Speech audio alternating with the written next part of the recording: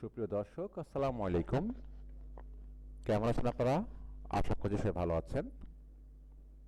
আজ আবার একটি নতুন নিয়োগ বিজ্ঞপ্তির খবর নিয়ে আমি আপনাদের মাঝে হাজির হলাম। গণপ্রজাতন্ত্রী বাংলাদেশ সরকার ফায়ার সার্ভিস ও সিভিল ডিফেন্স অধিদপ্তরে সার্কুলারটি প্রকাশ করেছে। আজ আমরা সার্কুলার বিষয়টি দেখব। তো সুপ্রিয় দর্শক, মূল ভিডিও যার আগে সবথেকে নোট থাকবে, অবশ্যই চ্যানেলটি সাবস্ক্রাইব করে রাখবেন এবং পাশে যে বেল আইকনটা বাজিয়ে রাখবেন। আর যারা অলরেডি সাবস্ক্রাইব করে গেছেন তাদের প্রতি রইল আন্তরিক ভালোবাসা ও কৃতজ্ঞতা। দেখুন, প্রথম পদের নাম হচ্ছে ষাট লিপিকার কাম কম্পিউটার অপারেটর, পদ সংখ্যা 1টি। এটাও তোমার গ্রেডের চাকরি। শিক্ষার জগতের কথা বলা হচ্ছে কোনো শিক্ষিত বিষয়গুলো হতে ন্যূনতম দ্বিতীয় শ্রেণী বা সমমানের সিজিপিএতে স্নাতক বা সমমানের ডিগ্রি। খ নম্বর যোগ্যতা হচ্ছে কম্পিউটার টাইপে প্রতি মিনিটে ন্যূনতম বাংলা 25 এবং ইংরেজিতে 30 গতি থাকতে হবে। আর শর্ট হ্যান্ড বাংলা 50 এবং ইংরেজিতে 80 শব্দের গতি থাকতে হবে।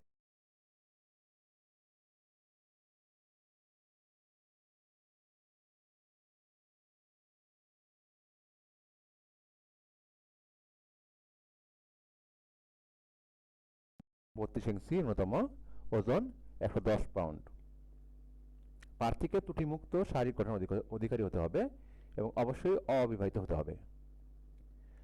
5 নম্বর পদের নাম হচ্ছে কম্পিউটার অফিস সহকারী কাম কম্পিউটার মুদ্রাক্ষিক, পদ সংখ্যা 9টি, বেতন গ্রেড 16তম। শিক্ষার যোগ্যতা কোনো স্বীকৃত বোর্ড হতে ন্যূনতম দ্বিতীয় বিভাগ বা সমমানের সিজিপিতে উচ্চ মাধ্যমিক বা সমমানের পরীক্ষা উত্তীর্ণ। কম্পিউটার ব্যবহারে দক্ষ থাকতে হবে। Computer word processing, email, fax, machine ইত্যাদি চালানোর দক্ষতা ও অভিজ্ঞতা থাকতে হবে। কম্পিউটার টাইপে প্রতি মিনিটে গতি হতে হবে বাংলা 20 এবং ইংরেজিতে 20। পরবর্তী পদের নাম হচ্ছে ফায়ার ফাইটার, গ্রেড 17, পদ সংখ্যা 165টি। শিক্ষা যোগ্যতা বলা হচ্ছে এখানে মাধ্যমিক স্কুল সার্টিফিকেট বা সমমানের পরীক্ষা উত্তীর্ণ। শারীরিক যোগ্যতা 5 ফুট 6 ইঞ্চি, বুকের মাপ 32 ইঞ্চি। প্রার্থীকে অবশ্যই ভালো স্বাস্থ্যের অধিকারী হতে হবে, অবিবাহিত হতে হবে। মহিলা প্রার্থীর ক্ষেত্রে শিক্ষা যোগ্যতা একই, অর্থাৎ মাধ্যমিক স্কুল সার্টিফিকেট পাস বা সমমানের। শারীরিক যোগ্যতা 5 ফুট 3 ইঞ্চি, বুকের মাপ 30 ইঞ্চি। অবশ্যই অবিবাহিত হতে হবে। 8 নম্বর পদের নাম অফিস সহায়ক, 20তম গ্রেড, পদ সংখ্যা 4টি।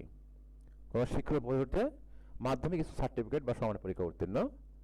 শেষের পদটির নাম হচ্ছে সহকারী হোস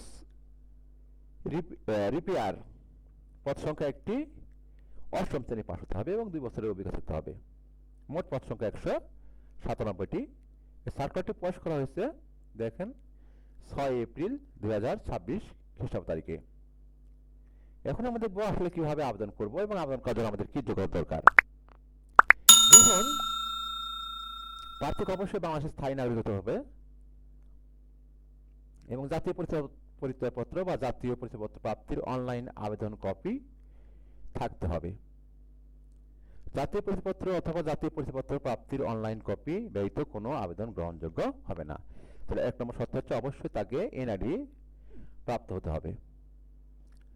তারপর হচ্ছে ক্রমিক নং 1, 2, 3, 4, 5, 8, 9 বর্ণিত সাধারণ প্রার্থীর ক্ষেত্রে 1/4/2026 তারিখে বয়স 18 থেকে 32 বছর এবং 6 ও 7 নং বর্ণিত পদের জন্য বয়স হতে হবে 18 থেকে 20 বছর। অর্থাৎ এই যে এখানে বলছে 6 আর 7, দেখুন এটা ফায়ার ফাইটার এবং নার্সিং অ্যাটেন্ডেন্ট, এই দুটি পদের জন্য বয়স হতে হবে 18 থেকে 20 বছরের মধ্যে।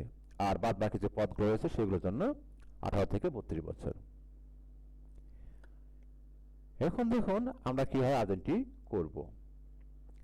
এই আবেদন করার জন্য আমাদেরকে এই ওয়েবসাইটে যেতে হবে। কি ওয়েবসাইটের নাম? fscd.teletalk.com/bd, এই ঠিকানা প্রবেশ করে আবেদন করতে হবে।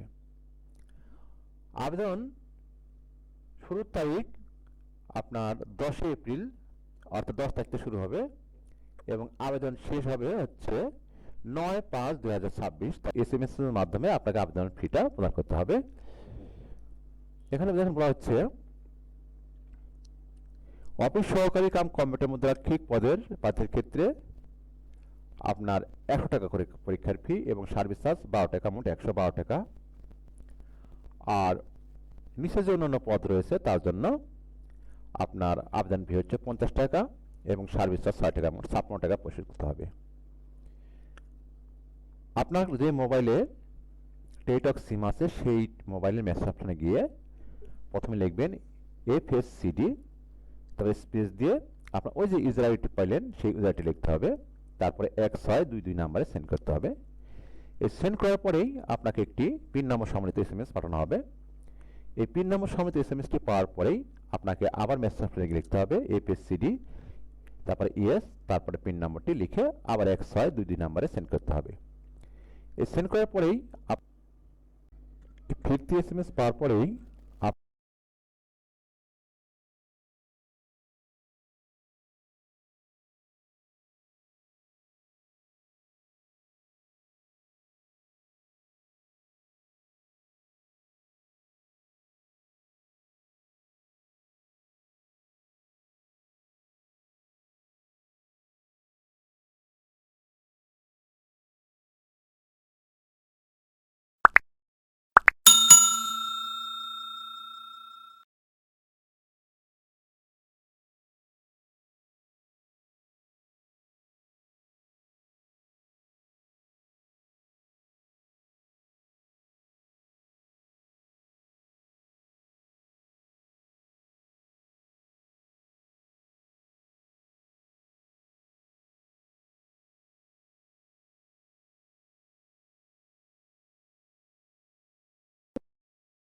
ভিডিওটি ভালো লেগে থাকে অবশ্যই আপনারা লাইক করবেন, কমেন্ট করবেন, শেয়ার করবেন এবং চ্যানেলটি সাবস্ক্রাইব করবেন, এই প্রত্যাশাই রাখছি।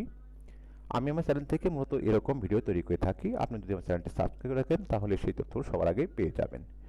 তো দর্শক, আজ এতটুকুই। আবার অন্য কোনো ভিডিও দেখার আমন্ত্রণ জানিয়ে আজকের মতো এখানে শেষ করছি। আল্লাহ হাফেজ, সবাই ভালো থাকুন।